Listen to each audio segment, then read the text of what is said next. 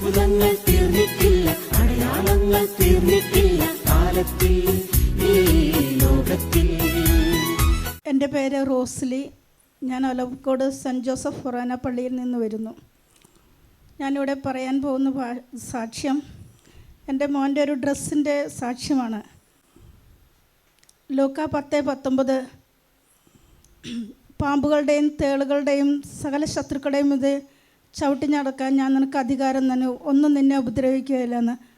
ഈ വചനം അച്ഛൻ എനിക്ക് പറഞ്ഞു തന്ന നിമിഷം തൊട്ട് ഞാൻ ഇടയ്ക്കിടയ്ക്ക് ഇത് പറഞ്ഞുകൊണ്ടിരിക്കുമായിരുന്നു. അതുപോലെ വിശ്വാസപ്രമാണം ഞാൻ പോകുന്ന വഴിക്ക് എല്ലാ സമയത്തും ചൊല്ലിക്കൊണ്ടിരിക്കുന്ന ഒരു വ്യക്തിയാണ്. ഒരു ദിവസം കഴിഞ്ഞ ഏപ്രിൽ മാസത്തിൽ എൻ്റെ മോൻ പള്ളിയിൽ ഒരു ഇൻറ്റൻസീവ് കാറ്റീസ് എടുക്കാൻ പോയതായിരുന്നു. അവിടുന്ന് ഇൻറ്റൻസീവ് കാറ്റീസ് എടുക്കുന്ന സമയത്ത് ഒരു കുട്ടി ഇങ്ങനെ വളരെ ബ്ലൂമി ആയിട്ടിരിക്കുന്നത് അവൻ ഒബ്സർവ് ചെയ്തു. ആ സമയത്ത് അവൻ 2 ദിവസം കഴിഞ്ഞ് 3-ാമത്തെ ദിവസം ഈ കുട്ടിയെ വിളിച്ച് ചോദിച്ചു, എന്താണ് മോന് പറ്റിയതെന്ന് ചോദിച്ചപ്പോൾ ആ കുട്ടി വളരെ സങ്കടത്തോടെ പറഞ്ഞു, എൻ്റെ പപ്പ ഒരു ആക്സിഡൻറ്റിൽ മരിച്ചു, എൻ്റെ അമ്മയും ഒരു ആക്സിഡൻ്റായിട്ട് കിടക്കുകയാണ്, ഓർമ്മയൊന്നും ഇല്ലാതെ കിടക്കുകയാണെന്ന് പറഞ്ഞു. എന്നിട്ട് മോന് വളരെ ഇഷ്ടമായി.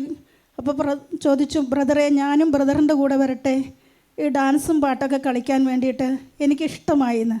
പക്ഷേ അങ്ങനെയുള്ള അധികാരങ്ങളൊന്നുമില്ല, മോൻ പോയി കാറ്റീസം എടുക്കുക, തിരിച്ചു പോരുക, ഞാൻ മോന് വേണ്ടി പ്രാർത്ഥിക്കാം എന്ന് പറഞ്ഞ് എൻ്റെ മോൻ വീട്ടിലേക്ക് തിരിച്ചു പോന്നു. എന്നോട് വന്ന് വളരെ സങ്കടത്തോടെ കാര്യങ്ങളെല്ലാം പറഞ്ഞു. പിറ്റേ ദിവസം മോൻ ഫോൺ കോൾ വന്നു, ബ്രദറെ എൻ്റെ അമ്മയും മരിച്ചുവെന്ന്. ആ സമയത്ത് എന്നോട് ചോദിച്ചു, അമ്മ ഞാൻ പോയിക്കോട്ടെ എന്ന്. അപ്പോൾ ഞാൻ പറഞ്ഞു, തനിച്ച് പോകരുത്, ആരെങ്കിലും കൂടെ വേണം പോകുമ്പോൾ, ബൈക്കിൽ പോകുമ്പോൾ എന്ന് പറഞ്ഞു. അപ്പോൾ KCM പിള്ളേർ പള്ളിയിലുണ്ടായിരുന്നു, 2-3 പേരെ കൂട്ടി. എന്നോട് ചോദിച്ചു, ഞാൻ ലോഹ ഇട്ടിട്ട് പൊക്കോട്ടെ എന്ന് ചോദിച്ചു. അതിന് ഞാൻ തടസ്സം സൃഷ്ടിച്ചില്ല, പൊയ്ക്കോട്ടെ എന്ന് വിചാരിച്ച് പൊക്കോന്ന് പറഞ്ഞു. അവനറിയില്ല ലോഹ ഇട്ട് കഴിഞ്ഞ് ഇങ്ങനെ തൂക്കിയിട്ടിട്ട് പോകണം. സാധാരണ അച്ഛന്മാരൊക്കെ ലോഹ ഇടുമ്പോൾ ആ ലോഹ ഇങ്ങനെ മടക്കി പിടിച്ചിട്ട് വേണം പോകാൻ. പക്ഷേ അവിടെ എത്തിയപ്പോഴത്തേക്കും ലോഹം മൊത്തം കരി ഓയിൽ മുങ്ങി. അത് കഴിഞ്ഞിട്ട് എന്നോട് വന്നിട്ട് പറഞ്ഞു, അമ്മേ പുതിയ ലോഹയാണ്, ഒരു ദിവസം പോലും ഇടാത്ത ഒരു ലോഹയായിരുന്നു അത്. അപ്പോൾ എന്നോട് വന്ന് പറഞ്ഞു, അമ്മേ ലോകം മുഴുവൻ പോയി, ഇനി ഇതെന്ത് ചെയ്യും? അപ്പോൾ ഞാൻ പറഞ്ഞു, ഒന്നും ചെയ്യാനില്ല, ഞാൻ ചെയ്തോളാം എന്ന് പറഞ്ഞു. മരുന്ന് എൻ്റെ കയ്യിലുണ്ടെന്ന് പറഞ്ഞു. ഞാൻ എന്നിട്ട് ഈശോയോട് പ്രാർത്ഥിച്ചു, എൻ്റെ മോൻ്റെ ഈ ലോഹ വൃത്തിയാക്കി തരണേ ഈശോയെ എന്ന് പറഞ്ഞു. 50 പ്രാവശ്യം വിശ്വാസപ്രമാണവും ചൊല്ലി ഈ ലൂക്ക 10:19 വചനവും ചൊല്ലിക്കൊണ്ട് യാതൊരു കെമിക്കലും ഉപയോഗിക്കാതെ ഞാൻ ഈ ലോഹ കഴുകി. ഒരു പൊട്ട് പോലും അംശമില്ലാത്ത രൂപത്തിൽ ആ ലോഹ എനിക്ക് കഴുകി വൃത്തിയാക്കാൻ പറ്റി. ഞാൻ ഈശോയോട് പറഞ്ഞു, അങ്ങയുടെ മകൻ ധരിക്കുന്ന ലോഹ പവിത്രമായ വസ്ത്രം വിശുദ്ധിയിൽ സൂക്ഷിക്കുവാൻ വേണ്ടി ദൈവമേ അവിടുന്ന് കാത്ത് സംരക്ഷിക്കണമേ എന്ന് പ്രാർത്ഥിച്ചു. അതുപോലെ ഞാൻ എപ്പോഴും ഈ വസ്ത്രം കഴുകുമ്പോൾ വിശ്വാസപ്രമാണം ചൊല്ലും, ഇസ്തിരി ഇടുമ്പോഴും വിശ്വാസപ്രമാണം ചൊല്ലും. അങ്ങനെ ഞാൻ ലോഹ ഭംഗിയായി കഴുകി കൈ കൊടുത്തു. അപ്പോൾ അവൻ ചോദിച്ചു, അമ്മയ്ക്ക് എങ്ങനെയാണിത് സാധിച്ചത്? ഞാൻ പറഞ്ഞു, വചനം പറഞ്ഞു, പ്രാർത്ഥിച്ചു, വിശ്വാസപ്രമാണം ചൊല്ലി ഞാൻ പ്രാർത്ഥിച്ചു, ലോഹ കഴുകി.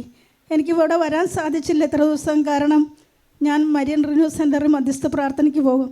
അപ്പോൾ ഇന്ന് എനിക്ക് 2-3 ദിവസമായി ഒരു അസ്വസ്ഥത, പനി വന്നു, ചെറിയൊരു പനി വന്നപ്പോൾ ഞാനിന്ന് 4:30 എഴുന്നേറ്റിട്ട് ഈശോയോട് പറഞ്ഞു, ഞാൻ എന്തായാലും ഒന്നും വേണ്ടില്ല, ഡോക്ടറെ കണ്ടിട്ട് ഞാൻ നേരെ ഇവിടെ വന്ന് സാക്ഷ്യം പറഞ്ഞിട്ട് ബാക്കി കാര്യമുള്ളൂ എന്ന് പറഞ്ഞിട്ട് ഞാൻ അങ്ങനെ ഇങ്ങോട്ട് പോകുന്നതാണ്. ലോകം നിങ്ങൾക്ക് വിശ്വാസം ഞാൻ കാണിച്ചു തരാം.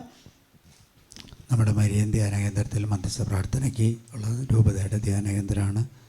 മകൻ സെമിനാരിൽ പഠിക്കുകയാണ്.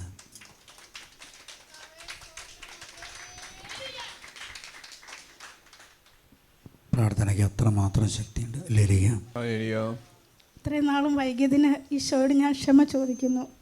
കാരണം വെളുത്ത ലോകയിലായി കഴിഞ്ഞാൽ പിന്നെ അത് മാറ്റുക എളുപ്പമല്ല, അത് ഉപേക്ഷിക്കുക എന്നുള്ളതാണ്. വിശ്വാസത്തോടെ പ്രാർത്ഥിച്ചു, കർത്താവ് അത്ഭുതം പ്രവർത്തിച്ചു. എല്ലാവരും